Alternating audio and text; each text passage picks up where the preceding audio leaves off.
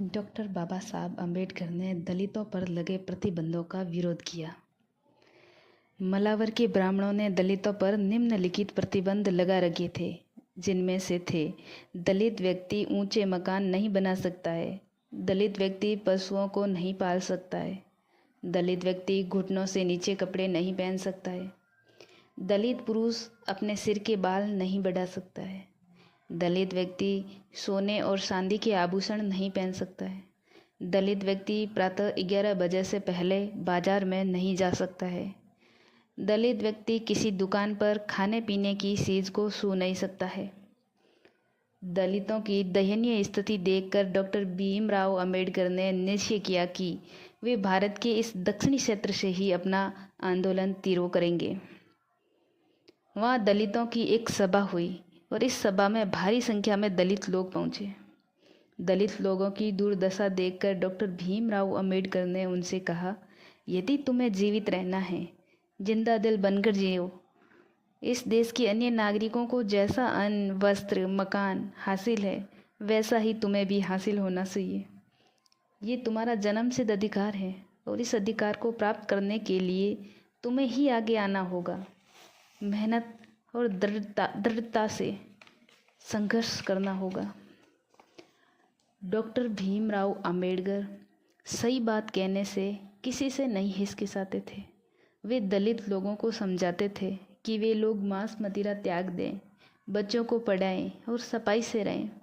धन के अभाव में भी डॉक्टर भीमराव अंबेडकर दलित समाज के लोगों के हित में लड़ते रहे।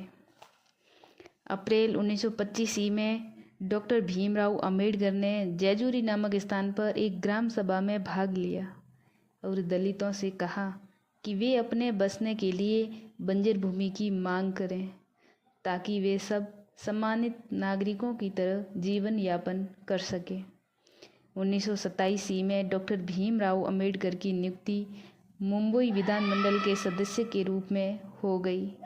इसके बाद भी उन्होंने अपना दलित आंदोलन जारी रखा। डॉक्टर भीमराव अंबेडकर ने कहा, यदि कोई ये समझता है कि मैंने स्वार्थ सिद्ध करने के लिए कोई कार्य किया है, तो ये उसकी भूल है।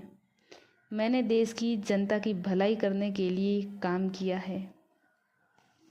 दलितों के हित में काम करने के कारण डॉक्टर भीमराव अंबेडकर को दलितों का मसीहा माना जाने लगा। लेकिन ऐसा नहीं है, क्योंकि वो जिस समाज से आते हैं उस समाज के लिए लड़े, क्योंकि उनकी स्थिति बहुत दयनीय थी। अगर वो अदर समाज के लिए भी लड़े, क्योंकि जैसे श्रमिक पक्ष पीड़ित था तो उनके हक के लिए लड़े। उनकी कार्य अवधि को घटाकर, जैसे 12 घंटे थी तो वो घटाकर उन्होंने 8 घंटे करवाया। महिलाओं के ऊपर भी अत्याचार होते रहते थे तो उनको भी उन्होंने सुधारने का प्रयास किया और हिंदू कोड बिल लेकर आए।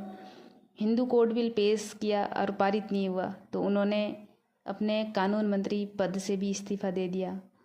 उन्होंने हर एक वर्ग के लिए लड़ा है, लेकिन आज उनको जाति विशेष का नेता मानकर रखा गया है और ज़्यादातर लोग उनके बारे में जानना भी नहीं चाहते हैं, ना ही उनके बारे में पढ़ते हैं। उनके बारे में न जानना और न पढ़ना सिर्फ एक ही कारण है, आरक्षण। सभी को यही लगता है कि ये आरक्षण गलत है, क्योंकि समानता में ये आरक्षण कहाँ बीच में आ गया। सबको समानता का अवसर प्राप्त है, फिर ये ऊंच नीच का भेद हो रहा है आरक्षण के कारण। लेकिन अभी आगे मैंने जो बताया, दलितों के ऊपर कितने प्रतिबंध लगा रखे थे, अगर उस स्थिति से उठकर जो लोग आए हैं उनको मुख्य धारा से जोड़ने के लिए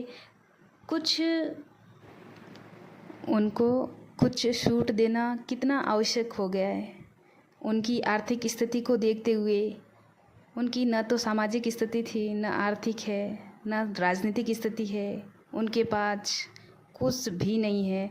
अगर उनको कुछ छूट देकर संविधान में कुछ प्रावधान छूट का दिया है ताकि वो भी समाज में सभी के बराबर आकर अपना जीवन यापन कर सके, धीरे धीरे ये हो जाएगा कि उनकी भी स्थिति सामान्य सभी नागरिकों के समान हो गई है, तो ये ऑटोमेटिक हट जाएगा और हटना भी चाहिए।